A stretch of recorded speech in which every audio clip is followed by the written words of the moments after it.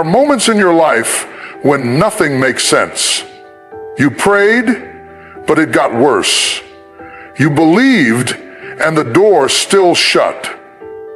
You stood in faith, and everything around you crumbled like dust. And in those moments, the enemy will whisper, "Where is your God now?" But I came to tell you, don't let silence make you think he's absent. God does his best work in the dark. Before there was light, there was God. Before there was clarity, there was God. Before the blessing ever broke through, he was already working behind the veil. See, you're not waiting on God. You're being woven by him. You're not abandoned. You're being aligned. The process you're in is not punishment. It's preparation. You thought God was ignoring your prayers, but what you didn't realize is he's building the very thing you've been begging for, and he's doing it in a way you'd never expect. You've been asking for peace, but he's allowing the storm. You've been praying for strength, but he's sending struggle. You've been crying out for clarity, but he's teaching you how to walk by faith and not by sight. Because faith that only functions in clarity isn't faith, it's comfort. But faith that moves when it doesn't make sense, that's power. Let me tell you something. God will frustrate your plans so he can fulfill his purpose. He will delay your desires to protect your destiny. He will shut the door you wanted to walk through because he knows what's on the other side would have destroyed you. And if you've ever had God stop you from getting what you wanted, you ought to praise him for the no, just as much as you praise him for the yes. Because trust isn't about getting your way. It's about surrendering to his way. Because trust isn't about getting your way. It's about surrendering to his way. And his way will always lead you through the valley before it takes you to the victory. Don't run from the process. Don't curse the waiting season.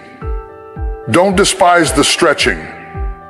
Because the pressure you're under right now is the same pressure that's pushing the oil out of your life. God doesn't anoint the finished version of you. He anoints the broken version, the pressed version, the version that cried all night and still got up in the morning. Oh, I feel this. If God is allowing it, he's using it. If God is withholding it, he's protecting you.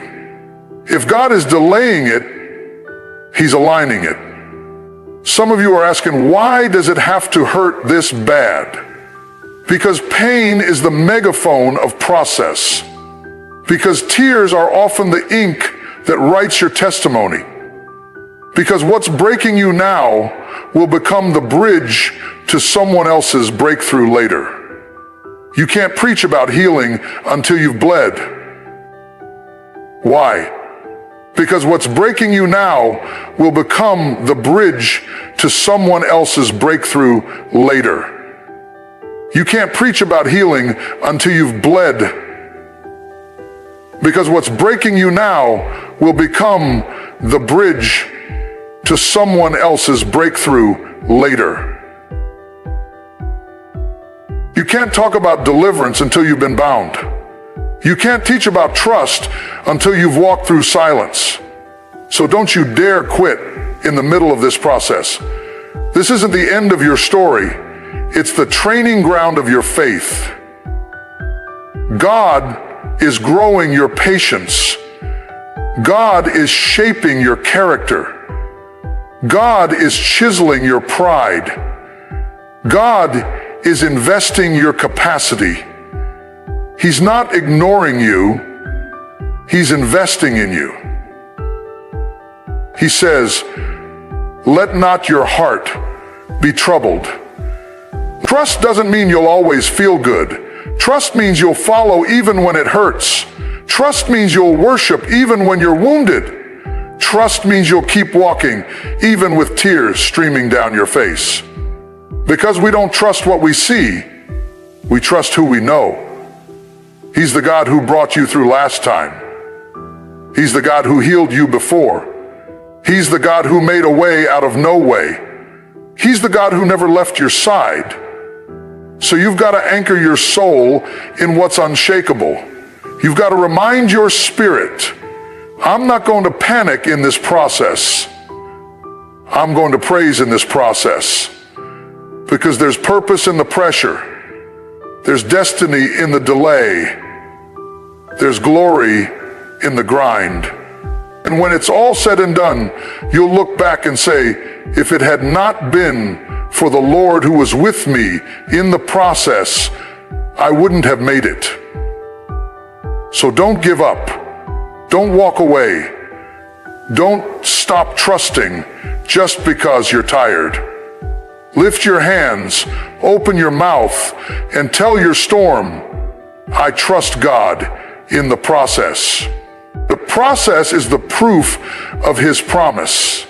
That's something we say, but you don't really understand the weight of that until you're deep in the middle of something that makes absolutely no sense. You see, it's one thing to shout about a promise when it's spoken over your life. It's another thing entirely to walk through the valleys that lead to its fulfillment. Everybody wants the crown, but nobody wants the cross. Everybody wants the glory, but nobody wants the process. When God gives you a word, it comes with weight. And sometimes we misinterpret the excitement of receiving a promise as evidence that the journey will be smooth.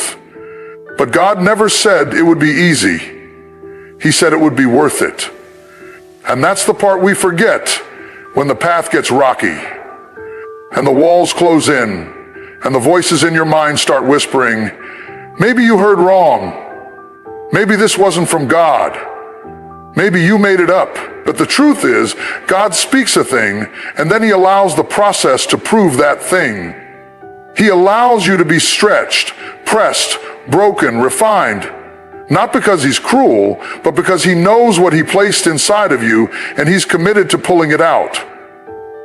There are layers of strength and purpose and wisdom and resilience buried inside of you that only pressure can extract. And the promise is too precious to be delivered to a version of you that isn't ready to carry it.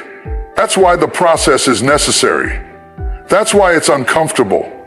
That's why it feels like you're being undone. Because you are. Everything in you that can't sustain the promise is being stripped away.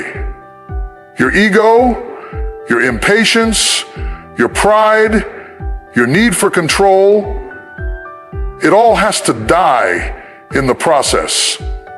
Because if it doesn't, you'll forfeit the very thing you've been praying for. And here's the hard part. God doesn't rush the process. He's not on your timetable. He's not in a hurry to meet your deadlines. He's more interested in building your character than delivering your comfort. He's more focused on developing your obedience than fulfilling your fantasy. You want the result, but God is after the root. You want the fruit, but He's working on the foundation. See, we think the promise is the proof of God's presence, but the real proof is in the process. The fact that He's still working on you, still pruning you, still shaping you, that's evidence that He hasn't forgotten you. That's the sign that He still has plans for you. Because if God was done with you, the process would end. But as long as you're still being refined, as long as you're still being stretched, that means He's still preparing you for something greater. You've got to stop cursing the process. Stop resenting the wilderness. Stop thinking something's wrong with you because the journey is hard. Hard doesn't mean wrong. Difficult doesn't mean doomed. Long doesn't mean lost. It means you're in the middle of being made. It means God is putting you through the fire to burn off everything that doesn't belong. And let me tell you something about fire. It hurts. It purifies, but it also consumes. It doesn't just make you shine. It strips you down to nothing. And when you're in it, you feel like you're dying. You feel like you're being punished.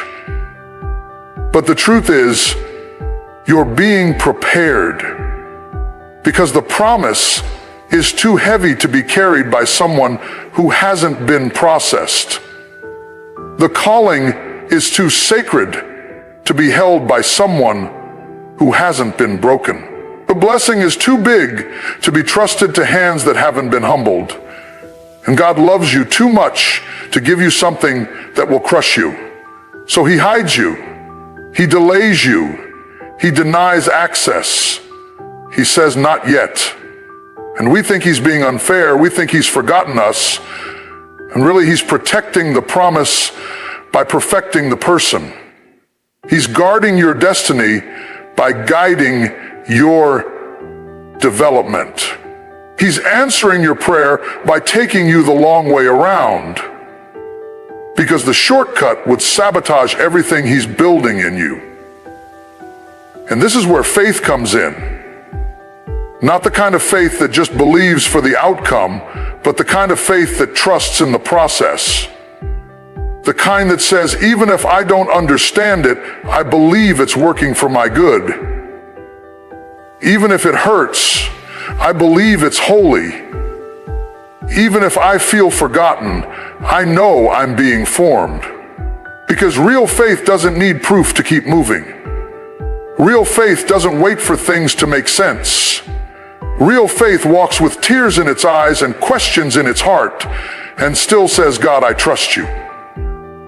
You've got to trust Him when the doors won't open. Trust Him when the friends walk away. Trust Him when the business dries up. Trust Him when the diagnosis is bad. Trust Him when the clock is ticking and it looks like it's too late. Because the promise didn't come from man. It didn't come from your own striving. It came from God. And if God said it, He will do it. But you've got to let Him do it His way. You've got to surrender the script and submit to the shaping. You've got to lay down your plan and embrace the process. And here's the beautiful part. When you finally come through it, you'll be stronger, you'll be wiser, you'll be steadier. The idea is that you'll be more like Him. The you that emerges from the process won't be the same you that started it. And that's the point. The process was never about the destination. It was about the transformation. That's why the pain was allowed. That's why the door was shut. That's why the delay was necessary. Because God is not just trying to get you to the promise. He's trying to grow you into the person who can carry it. So lift your head, wipe your tears, and stop asking God to take away the very thing He's using to prepare you. Stop praying for an escape when God is trying to give you endurance. Stop looking for a way out when He's trying to show you what's within. You were built for this. You were chosen for this. The fire will not consume you. The pressure will not drown you. The storm will not drown you, because there is something inside of you that is greater than the process you're going through. You may not feel it yet. You may not see it yet. But heaven is not blind to your struggle. God is not deaf to your cry. He's working, even now, behind the scenes, beneath the surface, within your soul. So don't quit. Don't retreat. He's just processing you. And that process, it's the proof. The proof that the promise is real. The proof that you are chosen. The proof that God's hand is on your life. And if you can trust him here, if you can trust him when it doesn't feel good, if you can trust him when it doesn't look right, if you can trust him when you don't have answers, then you'll make it to the other side stronger than you've ever been. Because the process is the proof of his promise. Delayed doesn't mean denied, it means designed. But that's hard to remember when your heart is tired, your mind is restless, and your spirit is aching for something that hasn't come yet. You've been praying, believing, showing up, doing everything you know to do, and still nothing seems to be moving. Nothing seems to be shifting. And in that silence, in that stillness, in that space between the promise and the fulfillment, the enemy loves to creep in and convince you that God has changed his mind, that the delay is a denial, that because it hasn't happened yet, it's not going to happen at all. But I came to tell you, what feels like a setback is often a setup. What looks like a detour is actually divine direction. What you call delay, God calls. He is a God of intentional timing. He is not random. He is not reactive. He is not scrambling to put the pieces together after something goes wrong. No, he already wrote the whole story. He already saw every turn, every twist, every heartbreak, every triumph, and he timed everything to align not just with your wants, but with your destiny. When God delays something, it's because there is something he's doing in you or around you that is necessary for what he's about to release. Sometimes the thing you're waiting for is ready, but you're not. And sometimes you're ready, but the thing you're waiting for isn't. Either way, delay doesn't mean God's not moving. It just means he's orchestrating. He's aligning the unseen. He's shifting things behind the curtain. You don't see it yet, but he's making sure that when the blessing arrives, everything is in place to support it. Because premature blessings can feel like burden. If you step into something before you're prepared for it, you'll mishandle the very thing you prayed for. So God delays not to deny you, but to develop you.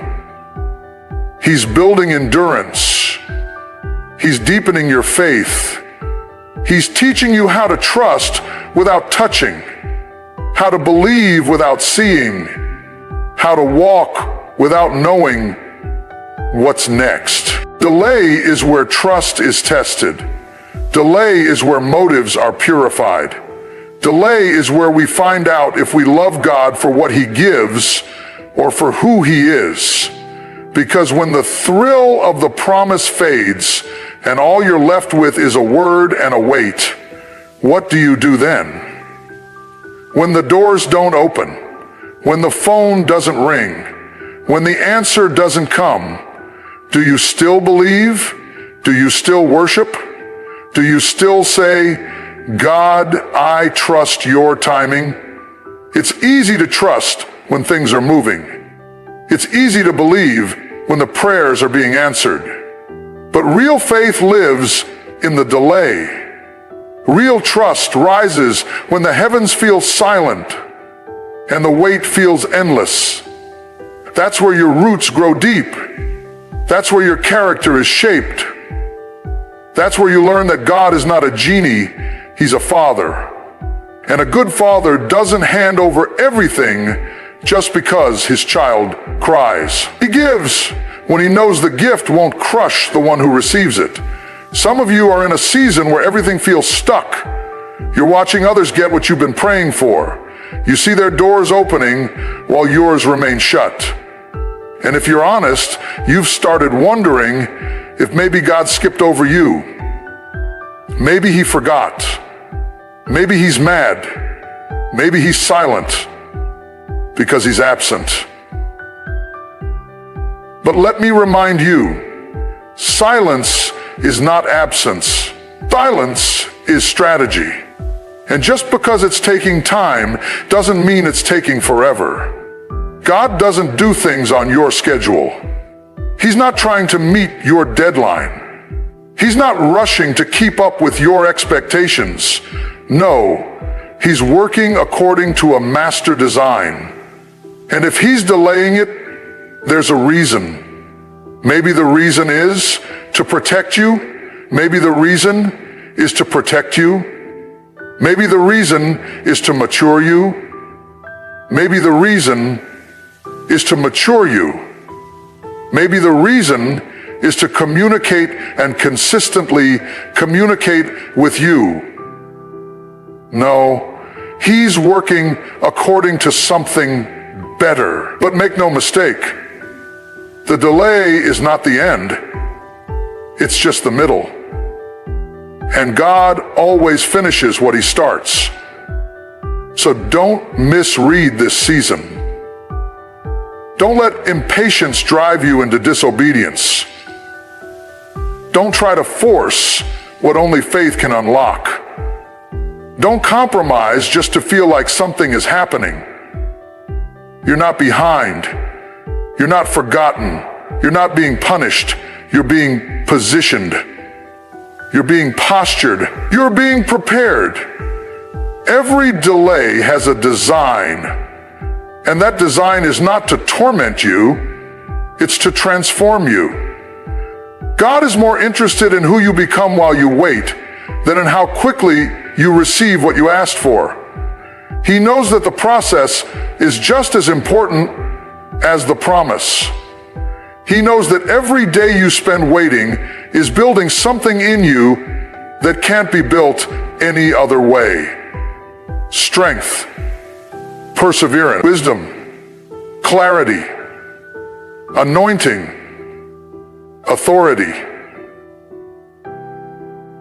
These don't come through shortcuts. They're forged in the fire of delay. And let me tell you, delay doesn't mean you're losing time. When God moves, he redeems the time. What looked like years of nothing can suddenly become moments of everything. He can restore what was lost. He can accelerate what was delayed. He can catch you up in ways that make people look at you and say, "How did that happen so fast?" And you'll know it wasn't fast. It was just time. It was just the right time. Yeah.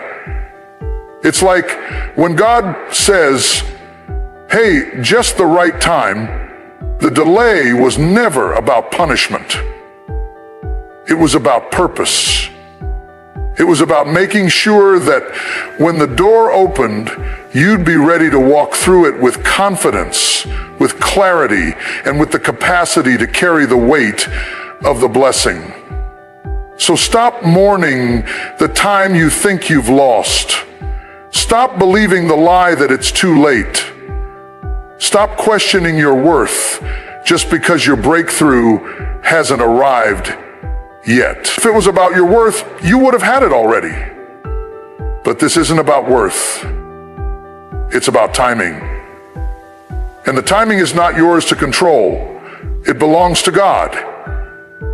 But what is yours to control is your response. Will you trust him in the delay? Will you keep obeying even when you feel overlooked? Will you keep praying even when you don't hear a response? Will you keep showing up even when nothing is changing? Because the delay is the test. And the way you handle this moment determines how you handle the next one. You can't just believe in the promise, you've got to believe in the process. You've got to trust that God knows what he's doing, even when you don't know what's going on. So breathe, rest, Release the anxiety. The timing of God is not something you can manipulate, but it is something you can trust. He's never late. He's never off. He's never scrambling to make things work. His design is perfect. His delay is intentional, and his love for you is unshakable. So even though it hurts, even though it's stretching you, even though it feels unfair, don't walk away. Don't give up. Don't settle. Don't run ahead of God.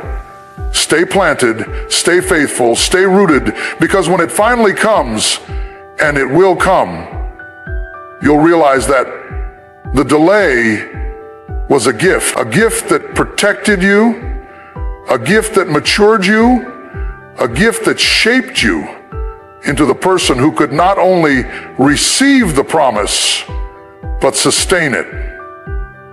Delayed doesn't mean denied. It means designed. And the one who designed it knows exactly when to deliver it. You have to learn to walk blind in a season that looks empty. That's not something you hear every day. And it's not something people want to hear either.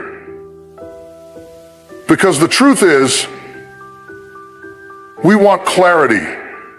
We crave evidence.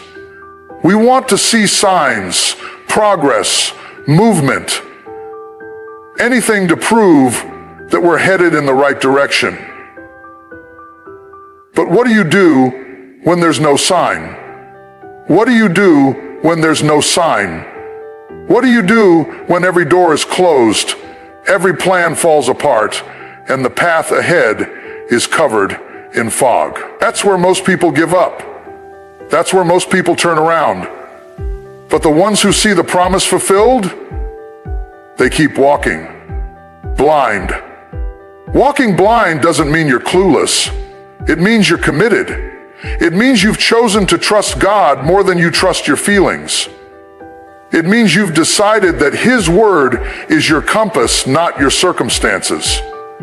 Because there comes a moment in everyone's journey when faith isn't a luxury, it's a lifeline. When you're not walking by sight anymore, because sight would mislead you, sight would discourage you, sight would make you sit down in a place you were meant to walk through. When God gives you a promise, He rarely shows you the full picture. He gives you just enough to take the next step. Not the next 10, just one. And that's the test. Will you walk even when you don't know where the road leads? Will you move even when it feels like nothing is moving? Will you obey even when it looks like you're walking in circles? The season that looks empty is often the season that's building the most. Just because nothing is visible doesn't mean nothing is happening. The seed breaks open underground before anything sprouts above the surface. There's growth in the soil that nobody sees. There's transformation taking place in silence, in stillness, in solitude. But we panic when we can't see results. We start questioning ourselves. We start questioning God. And before long, we talk ourselves out of the very thing we were called to do. But you can't base obedience on observation. You can't decide whether or not to move based on what you see. Because sight will fail you, vision will blur, but faith will keep your feet moving when your eyes can't find a reason.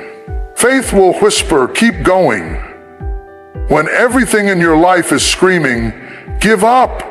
There will be seasons when you feel like you're walking through a wasteland, where nothing makes sense, where prayers go unanswered, where doors stay shut. And in those moments, it's tempting to sit down and settle. It's tempting to assume the silence means stop. But sometimes, silence means step. Sometimes, no sign is the sign. Sometimes God is watching to see if you'll trust Him when there's nothing left but His word. And let me tell you something about that word. It's enough. When everything else fades, the word stands. When people leave, when opportunities vanish, when strength runs low, the word remains. And if all you have is a word, that's all you need. Because God's word carries power, it carries provision, it carries protection. And if he told you to go, he will meet you on the way.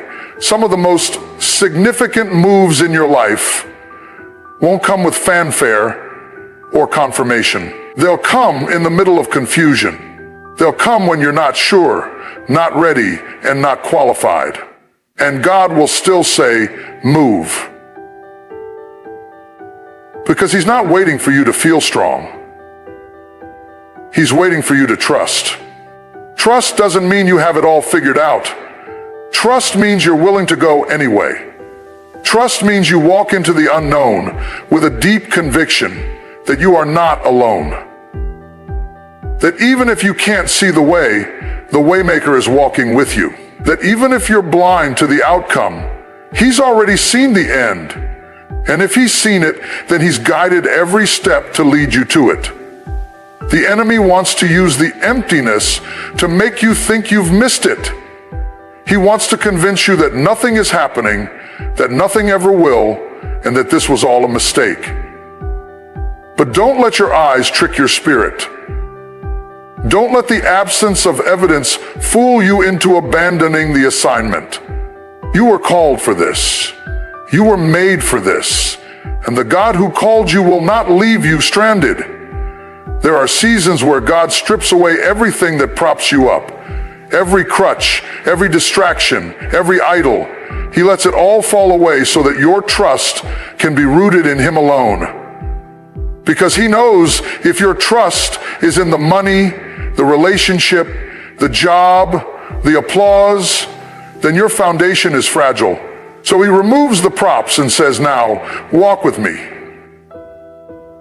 And you'll feel the emptiness, you'll feel the fear, you'll feel the urge to turn around. But deep inside, you'll also feel a pull, a still, small voice saying, keep walking. Even though it's dark, even though it's quiet, even though you have no clue what's on the other side, keep walking. Because walking blind is where your faith grows legs. It's where your confidence is forged. It's where your relationship with God stops being theoretical and becomes personal.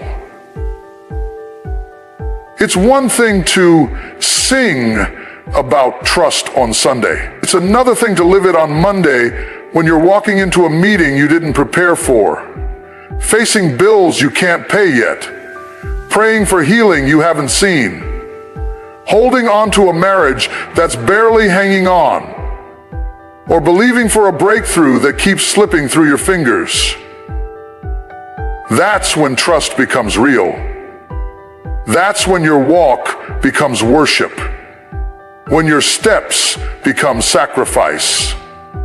When your movement becomes ministry. Because it's in those hidden, quiet, dark places where nothing looks fruitful that your faith bears the most fruit. You see, walking blind builds something in you that seeing never could. When you walk by sight, you lean on logic, but when you walk by faith, you lean on God. You're no longer driven by what makes sense.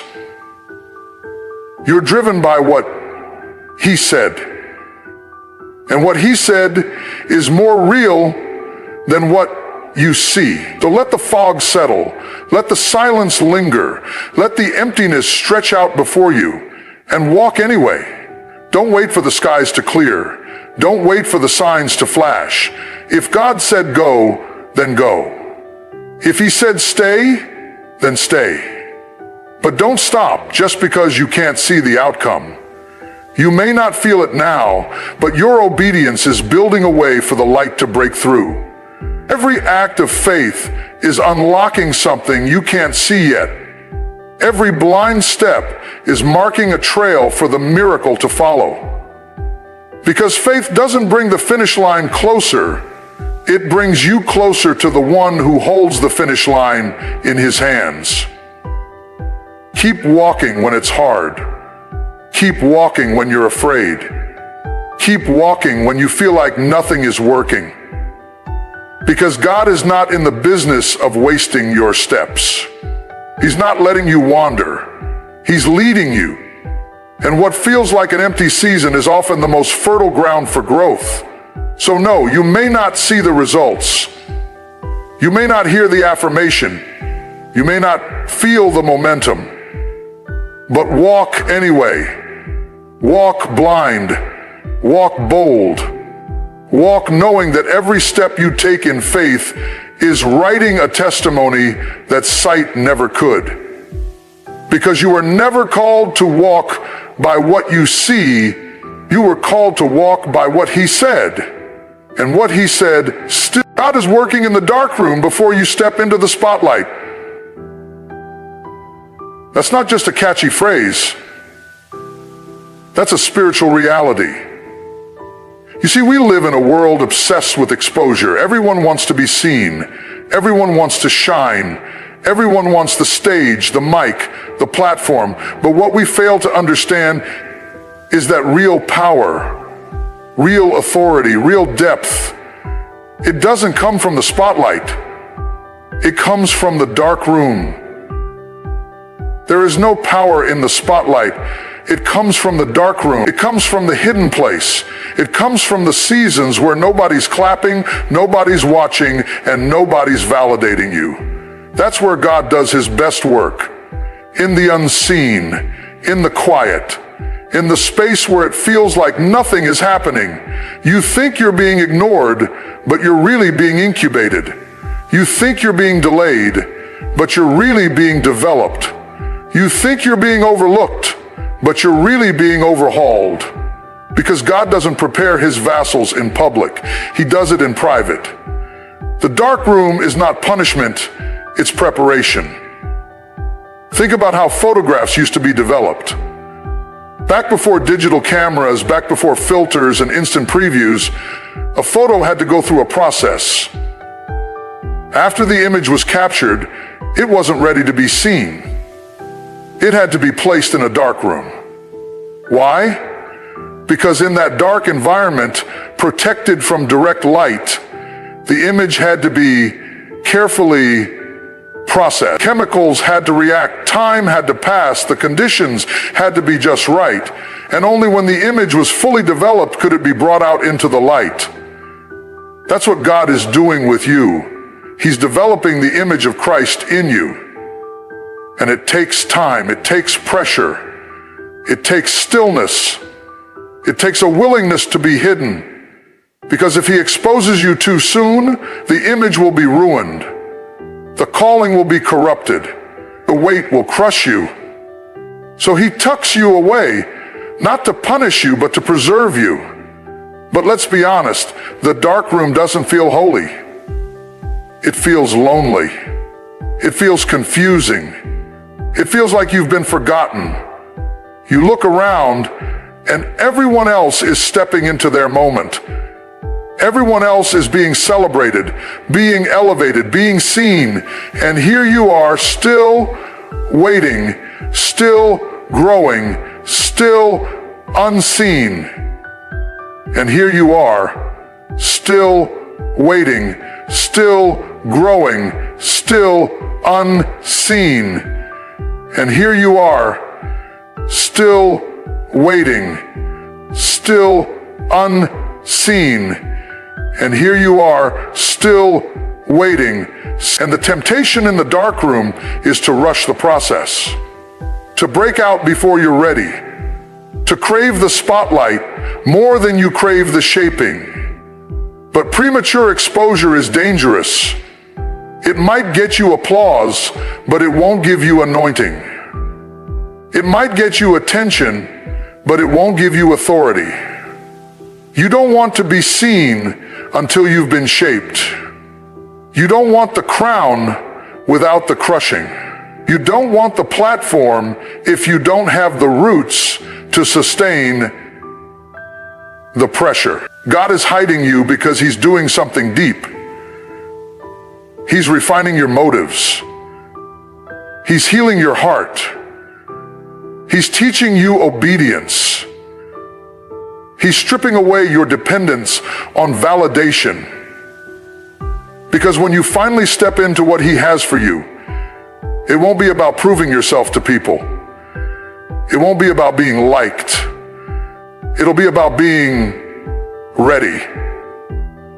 And that kind of readiness only comes from the dark room. That's where character is forged.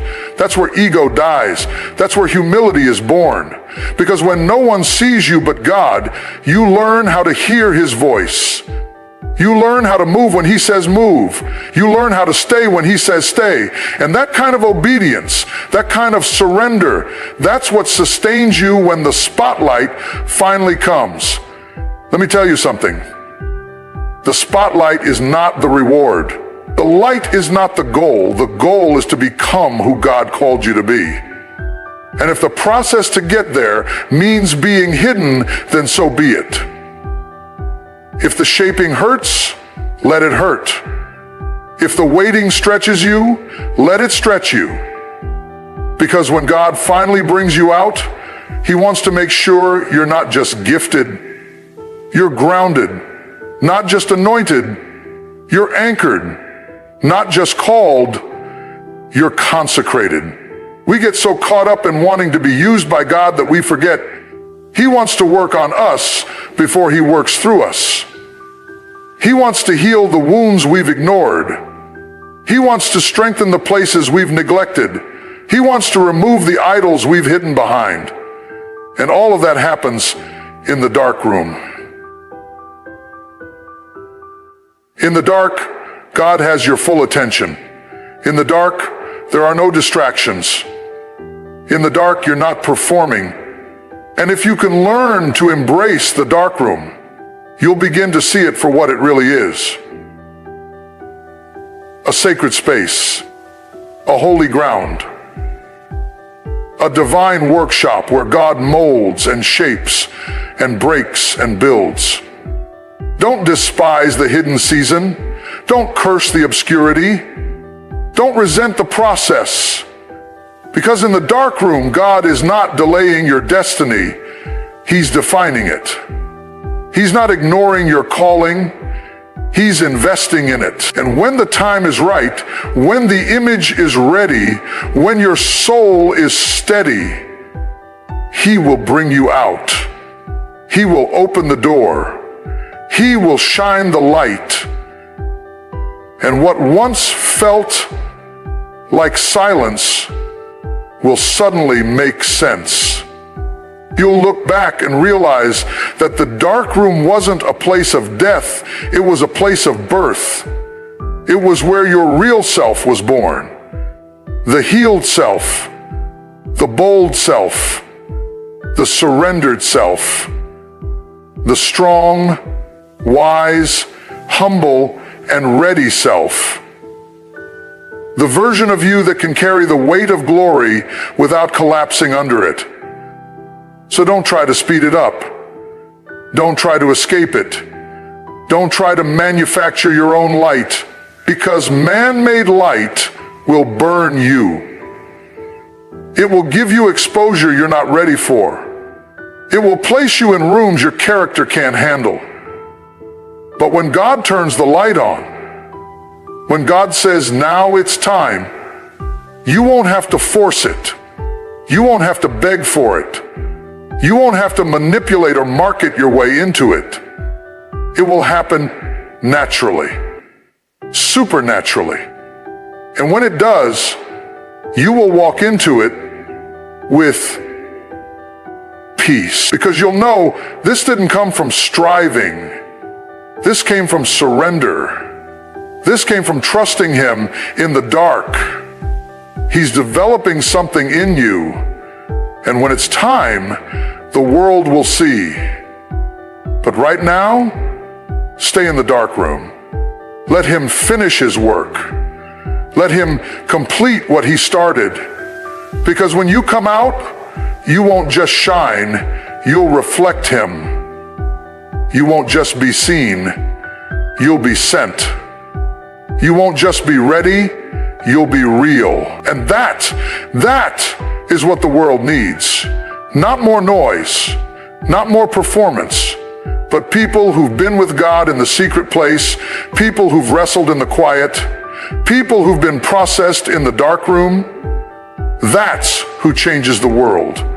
That's who carries the fire. That's who walks in power. The ones who were willing to be hidden, to be broken. Surrender doesn't start with a shout. It starts with silence. And that's the part no one talks about. Everyone celebrates the moment you lift your hands, tears rolling down your face, crying out to God, "I surrender all." That's beautiful, but that's not where it starts. True surrender begins in the quiet moments, when your heart finally stops fighting, when the war between your will and God's will comes to a standstill, not because you figured everything out, but because you finally ran out of yourself. You finally got tired of carrying the weight you were never built to carry. You finally realized that the illusion of control is what's been exhausting your soul. Surrender begins in the silence, when the questions are still unanswered and the pain is still raw. It begins when the outcome is uncertain, but something inside you says, even if I don't get what I want, I'll trust God anyway.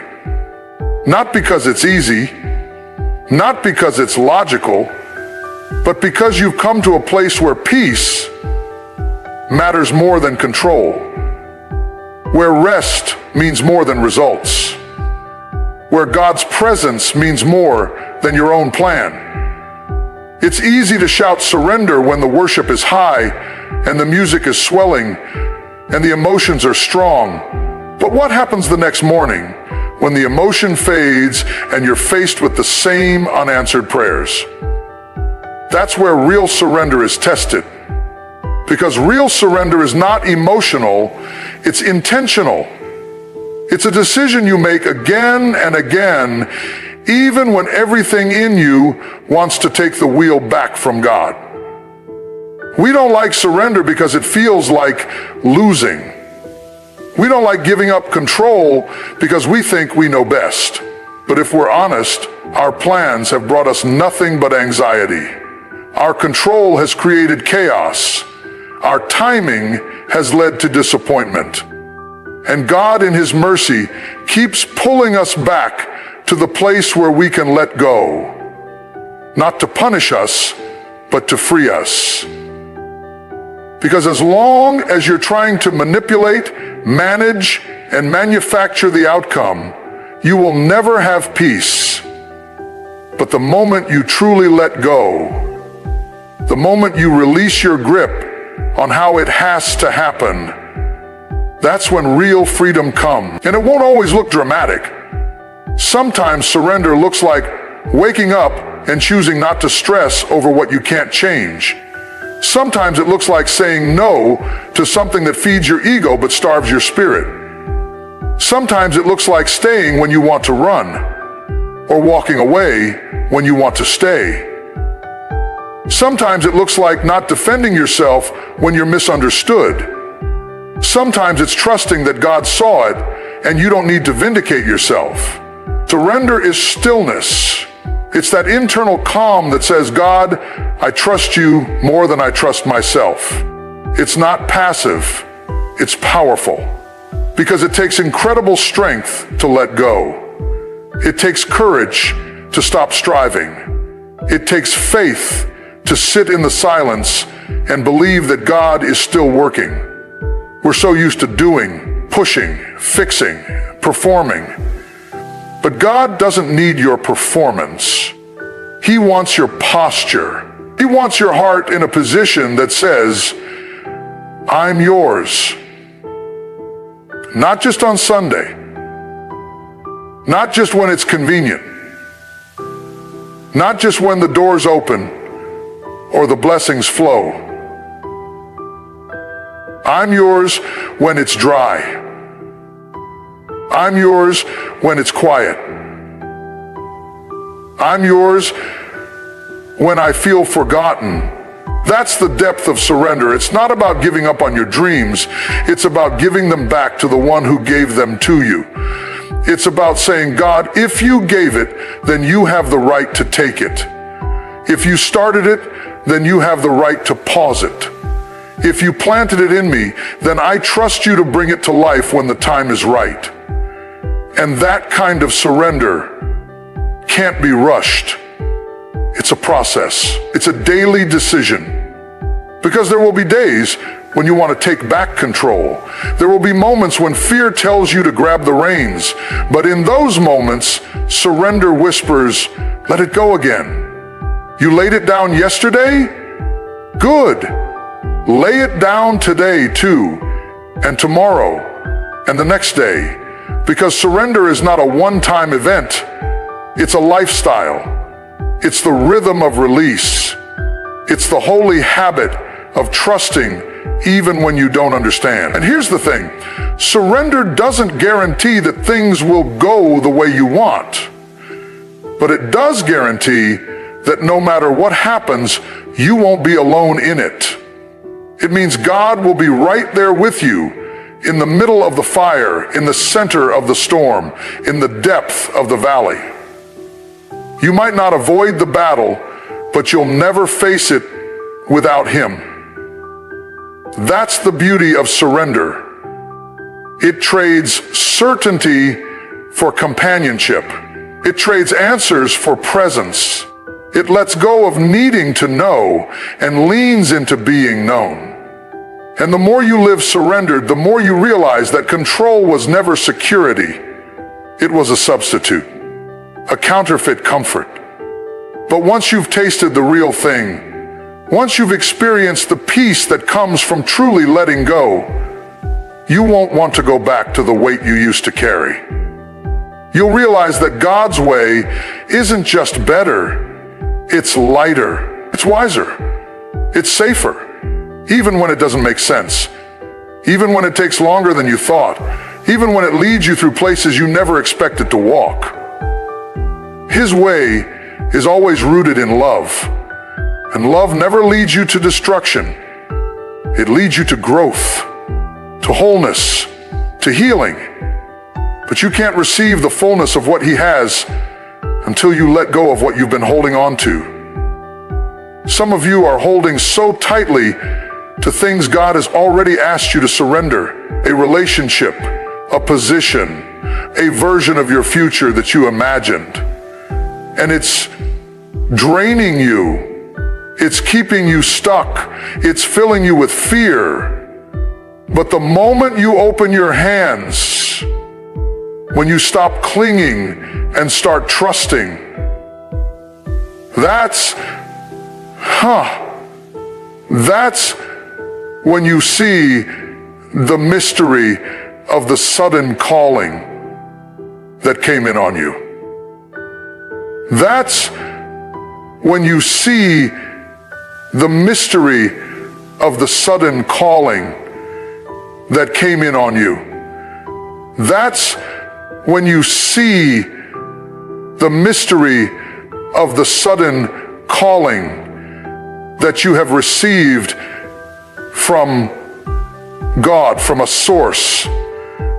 And when breakthrough begins, that's when doors start opening that you couldn't force open before. That's when healing flows where there was once resistance. Because God blesses open hands. God moves in surrendered spaces. When you stop fighting His hand and start yielding to His heart, you step into a peace that passes understanding. A peace that makes no sense to those around you. A peace that anchors you even when the storm keeps raging. And you'll begin to see surrender not as weakness, but as wisdom. Not as defeat, but as victory. Because the greatest victories in the kingdom don't come from striving, they come from surrendering. They come from saying, not my will, but yours be done. They come from bowing low so that he can be lifted high.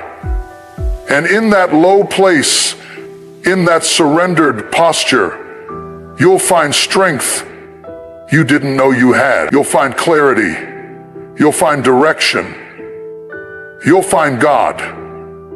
So if you're in a season where everything feels uncertain, if you're tired of fighting, tired of controlling, tired of striving, maybe this is your invitation. Not to do more, not to figure it all out, but to surrender, to release, to sit in the silence and say, God, I trust you. Not with a shout, but with stillness.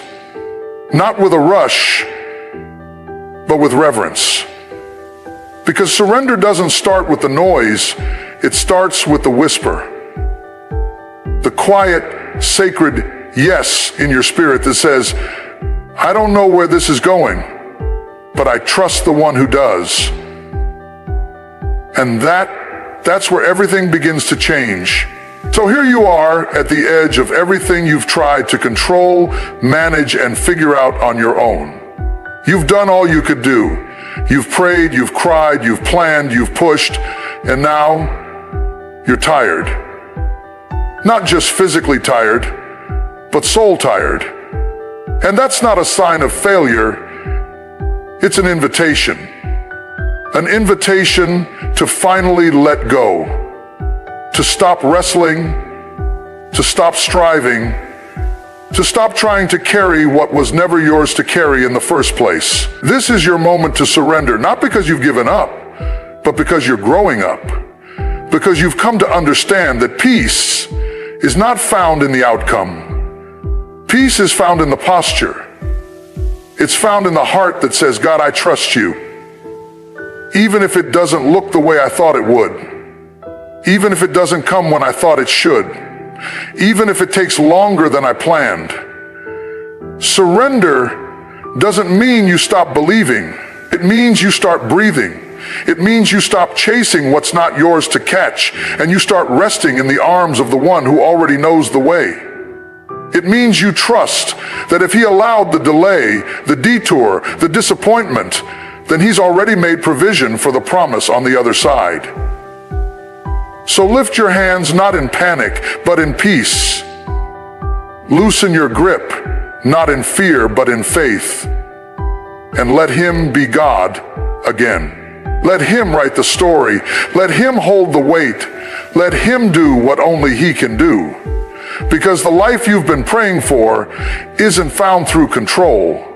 It's found through surrender. And now, it's your turn to choose. Your turn to breathe. Your turn to release. Your turn to trust.